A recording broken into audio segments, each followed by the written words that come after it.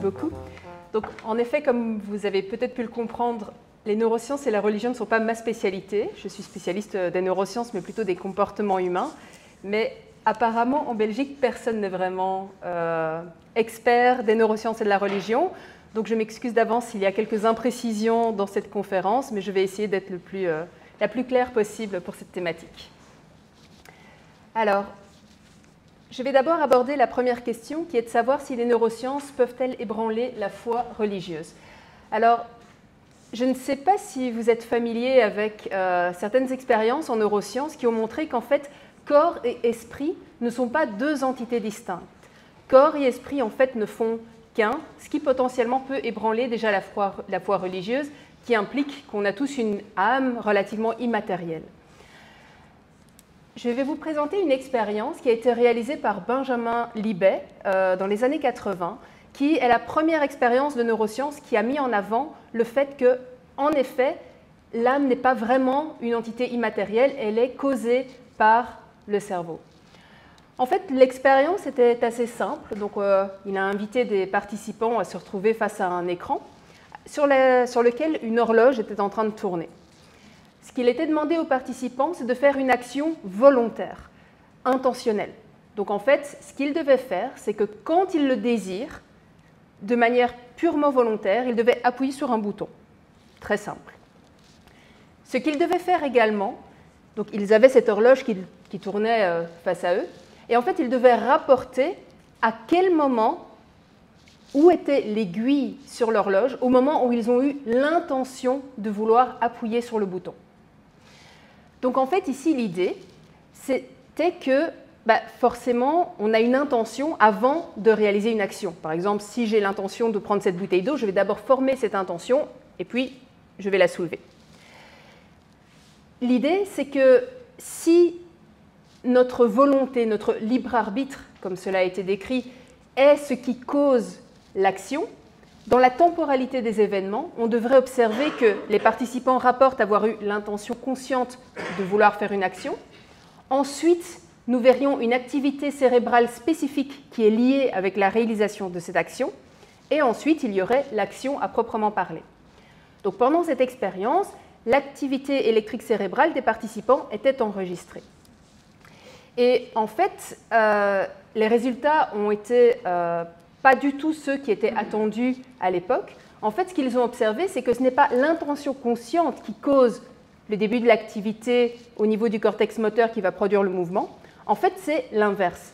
Il y a d'abord une activité électrique cérébrale spécifique qui commence, qui s'intensifie au fur et à mesure du temps, et puis seulement vient le moment de l'intention, et puis le mouvement. Donc en fait, ce que ça a montré, cette expérience, c'est que le sentiment de volonté, notre sentiment d'être libre de choisir nos actes, est le résultat d'une activité électrique cérébrale. Il n'en est pas la cause.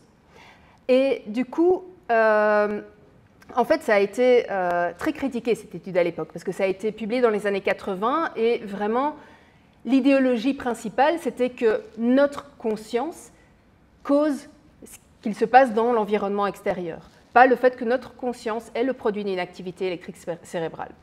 Et pour la petite anecdote, parce que j'ai travaillé avec des chercheurs à Londres qui ont travaillé avec Benjamin Libet à l'époque, les résultats ont été tellement reçus de manière négative dans la communauté scientifique, parce qu'en fait, ça montrait que potentiellement, nous n'avons pas vraiment de libre arbitre en tant que tel, qu'en fait, il a attendu plusieurs années avant de publier ses résultats, parce qu'il savait que s'il publiait ses résultats, il n'aurait jamais été nommé au rang de professeur. Pour la petite anecdote.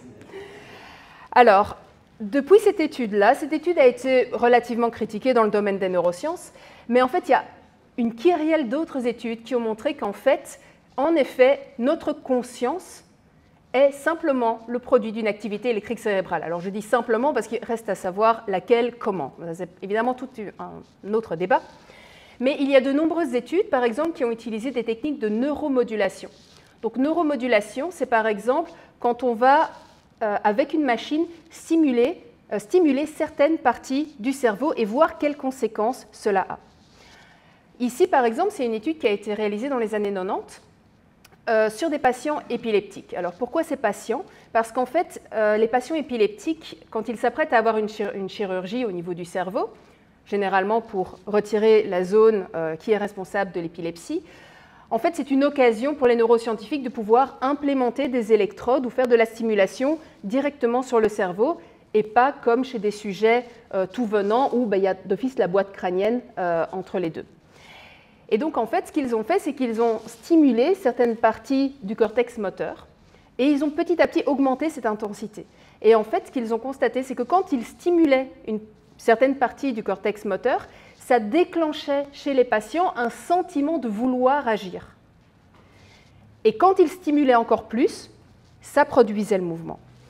Et donc cette expérience-là, ça a été répliqué à de nombreuses reprises, et donc ça montre qu'en effet, ce qui nous donne l'impression d'avoir une âme, d'avoir une conscience, et que c'est celle-ci qui guide nos actions et nos décisions, en fait, elle est le produit d'une activité électrique cérébrale qui est inconsciente ou préconsciente.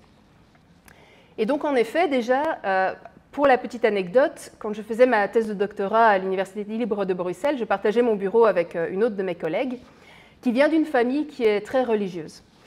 Et en fait, elle m'a dit que depuis qu'elle travaillait dans un laboratoire qui approchait ces questions de recherche, elle avait du mal à savoir comment concilier la religion qui était pour elle culturelle et venant de sa famille avec ce que l'on sait en neurosciences, étant donné que ça pose la question de est-ce qu'on a vraiment une âme, est-ce qu'on a vraiment une conscience qui guide nos actions.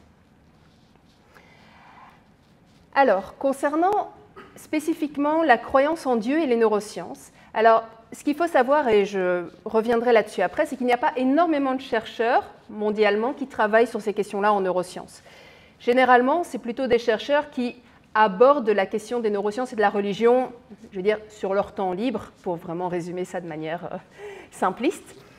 Et donc, il y a des études, mais il n'y en a pas non plus tellement. Alors ici, moi, je vais simplifier avec certaines études qui, pour moi, sont le résultat le plus intéressant de ce qu'on sait en neurosciences. Alors, dans cette étude-ci, Ferguson et collègues en 2016, en fait, ce qu'ils ont fait, c'est qu'ils ont invité des mormons, donc 19 mormons, à passer un scan d'imagerie médicale, désolé, je m'embrouille entre l'anglais et le français pour l'ordre des mots, les scanners IRM. Donc, vous avez sans doute déjà vu ça, vous en avez peut-être même déjà passé. Donc, ce sont ces espèces de gros scanners énormes dans les hôpitaux qu'on passe quand on a potentiellement quelque chose au cerveau, mais ça peut être aussi parce qu'on a peut-être le pied cassé ou une entorse. Donc ce sont des scanners pas très agréables, de gros aimants qui font plein de bruit, personne n'aime ça, mais par contre, l'avantage pour les neuroscientifiques, c'est que ça apporte une résolution spatiale qui est énorme, notamment au niveau du cerveau. Donc avec l'IRM, on sait voir vraiment très précisément quelles sont les régions du cerveau qui sont actives quand on demande aux gens de faire une tâche ou une autre.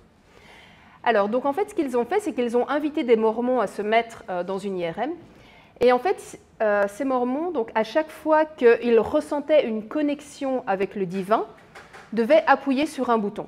Alors pourquoi est-ce qu'ils devaient appuyer sur un bouton? Parce que quand on enregistre l'activité électrique cérébrale, comme c'est quelque chose qui se passe dans la tête des personnes, comme c'est une expérience subjective, nous, pour qu'on puisse savoir quel est le moment sur lequel on doit regarder ce qui s'est passé dans le cerveau, il faut bien qu'on ait un élément qui vient d'eux et qui nous indique c'est à ce moment-là qu'on doit regarder ce qui s'est passé dans le cerveau. Donc voilà, à chaque fois qu'ils ressentaient l'expérience avec le divin, ils devaient appuyer sur un bouton. Et en fait, ce que les chercheurs ont observé, c'est qu'il y avait plusieurs régions cérébrales qui étaient activées quand ces personnes rapportaient une expérience ou une connexion avec le divin, notamment au niveau du nucleus accumbens, du cortex préfrontal ventromédian et des régions intentionnelles. Alors, je vais réexpliquer un peu plus tard l'importance de ces régions-là. Mais donc pour dire qu'en effet, ils ont trouvé que quand les gens ressentent cette connexion, il y a certaines parties du cerveau qui s'activent. Alors, dans un autre ordre d'idées, en fait, ce genre d'étude a été réalisé également par d'autres scientifiques et sur d'autres religions. Donc ici, par exemple, c'était une étude de 2008 qui a été réalisée sur des Danois qui étaient chrétiens. Et en fait, il leur était demandé, pendant ce scanner, de prier, de réaliser leur prière quotidienne. Et alors là aussi, également, ils ont observé que certaines régions du cerveau très spécifiques s'activaient quand les personnes faisaient cette prière. Alors, ce qui a été intéressant, c'est de voir la manière dont la presse a rapporté ces résultats. C'est toujours très intéressant entre ce qu'on dit en tant que neuroscientifique et ce qui est retenu ou transmis dans les médias. Il y a souvent un monde de différence. Et alors, ça, c'est un article qui a été publié dans le Times Magazine à l'époque, qui clamait que les scientifiques avaient découvert le God Spot, donc le point de Dieu. Voilà. Et en fait, ce que le Times Magazine a clamé, c'est que comme les neuroscientifiques avaient trouvé que des régions cérébrales spécifiques s'activaient quand on croit en Dieu, quand on fait une prière, ça prouve l'existence de Dieu, étant donné que voilà, notre cerveau est équipé pour croire en Dieu. Alors, évidemment, c'est un raisonnement qui est totalement erroné, c'est ce qu'on appelle le sophisme de l'infirmation du conséquent, parce que ça revient à peu près à dire que voilà, si vous avez la grippe et qu'un de vos symptômes est de tousser, ce que ça reviendrait à dire, c'est que si vous toussez, vous avez forcément la grippe. Ce n'est pas le cas. Il y a plein d'autres maladies qui peuvent provoquer une toux. Je n'en citerai pas une qui est bien connue de nous tous de nos jours. Et donc, en fait, ce que ça signifie, c'est que ce n'est pas parce qu'il y a une activité spécifique dans plusieurs régions cérébrales quand on rapporte une expérience avec le divin que ça veut dire que Dieu existe. En fait, il y a beaucoup d'autres fonctions cognitives qui peuvent être associées avec ces régions cérébrales. Et en fait, c'est spécifiquement le cas pour les régions cérébrales que ces chercheurs ont trouvées dans ces études, quand ils ont scanné des personnes pendant qu'elles avaient cette connexion ou qu'elles faisaient leur prière. En fait, c'est ce qu'on appelle le circuit de la récompense. Le circuit de la récompense, en fait, comprend plusieurs régions cérébrales, notamment celles que j'ai mentionnées. Et en fait, ce circuit est activé dans de très nombreux contextes. Donc, par exemple, si vous ressentez de l'amour envers quelqu'un, qu'il soit romantique ou maternel, ce circuit de la récompense va être activé. Si vous écoutez une musique que vous aimez, ce même circuit de la récompense va être activé. Si vous avez réalisé une performance sportive, vous avez également ce circuit de la récompense qui va être activé. Mais également, si par exemple vous êtes dans un état euphorique parce que vous avez pris des drogues. Tout ça, ça active le circuit de la récompense. Et en fait, ce qui est intéressant, c'est que quand on regarde les études qui ont été faites en neurosciences et qu'on voit que toutes ces connexions avec le divin, qu'importe la religion, activent ce circuit de la récompense, en fait, ça montre que pour les personnes qui croient en Dieu, ça active un circuit qui fait que c'est agréable en fait de croire en Dieu. Ça active vraiment un circuit associé avec une récompense. Et certains auteurs ont indiqué que ça expliquerait potentiellement pourquoi il y a un tel nombre de personnes en fait, qui continuent de croire en une existence divine sur Terre, parce que justement c'est agréable de croire en cette divinité d'un point de vue neuronal. Alors, par exemple, il y a de nombreux effets positifs qui ont été associés avec cette activation du circuit de la récompense. Donc, ce circuit provoque donc un sentiment de récompense, mais aussi un sentiment de bien-être, un sentiment de satisfaction. Donc, généralement, on aime tous avoir ce circuit activé, même si on n'en est pas conscient, parce que vraiment, on se sent bien quand il est actif. Et en fait, le fait que croire ou réaliser une prière active ce circuit explique aussi pourquoi, dans la littérature, il a été fréquemment montré que les personnes qui croient en Dieu rapportent de manière générale un plus haut niveau de satisfaction dans leur vie, ils sont plus heureux dans leur vie de manière générale et ils sont moins sensibles aux conséquences psychologiques d'un trauma. Donc de nombreuses études ont montré qu'en fait, les croyants par rapport à de non-croyants avaient des scores plus élevés dans toutes ces différentes composantes. Mais en effet, ça pourrait s'expliquer par le fait que leur croyance en Dieu implique ce circuit de la récompense. Alors, je terminerai sur ceci. Donc évidemment, souvent, je ne dis pas que c'est le cas ici, mais souvent quand je mentionne des études neuroscientifiques, évidemment, comme on regarde ce qui se passe dans le cerveau des gens, on a une compréhension très profonde de ce qui se passe et de ce qui cause les actions. On considère toujours que, beaucoup considèrent que voilà, les résultats qu'on observe en neurosciences sont l'explication à tout. Évidemment, ce n'est pas le cas. Et en plus, comme je l'ai dit, il n'y a pas énormément de chercheurs sur Terre qui travaillent sur ces questions-là. Donc, il y a encore énormément à faire. Il est important, par exemple, de mentionner l'influence du contexte. Donc, par exemple, il y a une étude où ils ont fait lire des citations, soit ils disaient aux participants, ces citations viennent soit d'un non-croyant, soit les mêmes citations viennent de quelqu'un qui est croyant et qui est connu pour ses talents de guérisseur. Et pour les mêmes citations, il y avait beaucoup plus d'activation du circuit de la récompense quand les citations étaient venant de quelqu'un qui croit et qui est connu pour ses talents de guérisseur. Donc, ici, c'est très important de montrer qu'en fait, ce que les gens pensent, ce à quoi ils croient, mais aussi le contexte, influence fortement les résultats qui sont obtenus. Il y a aussi énormément d'études qui devraient encore être menées sur est-ce que toutes les religions mènent à ce même genre d'activité cérébrale. Donc là, on a pris l'exemple des Mormons, on a pris l'exemple du christianisme, mais évidemment, il y a beaucoup d'autres religions. Et en fait, le problème des études en neurosciences, c'est qu'elles sont extrêmement onéreuses.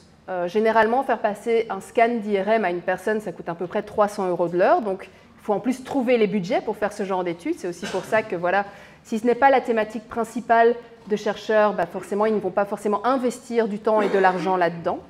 Et donc, il y a encore énormément à découvrir sur la question. Mais j'espère que je vous ai déjà donné un petit aperçu de ce qui se fait en neurosciences et qui explique certaines choses. Je vous remercie pour votre attention.